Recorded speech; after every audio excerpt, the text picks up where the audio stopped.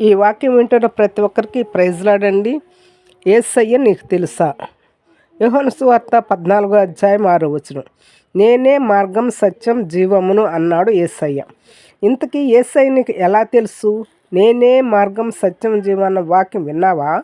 ఆయన ద్వారా పరలోకం వెళ్ళటానికి మార్గం ఉంది కాబట్టి నేను తప్పక ఆయన వెంబడిస్తాను అనుకున్నావా? ఈ లోకములో సత్యంగా జీవించగలిగితే చాలు పరలోకం వెళ్ళవచ్చు అనుకుంటున్నావా? ఆయనలో జీవం ఉంది కాబట్టి ఆయన వెంబడిస్తే చిరకాలం జీవించవచ్చు అనుకుంటున్నావా? మరి యేసయ్య దగ్గరికి ఎందుకు రాలేకపోతున్నావు? ఆయన వెలుగై ఉన్నాడు కనుక చీకటితో కలిసి ఉన్న నీవు ఆ వెలుగు దగ్గరకు రాలేకపోతున్నావు కదూ. మనస్ఫూర్తిగా నిజం ఒప్పుకో. ఈ వాక్యం వింటున్న నీవు మందిరానికి ఎందుకు వెళ్ళలేకపోతున్నావు? ఈ వాక్యం విని దాటిపోవద్దు.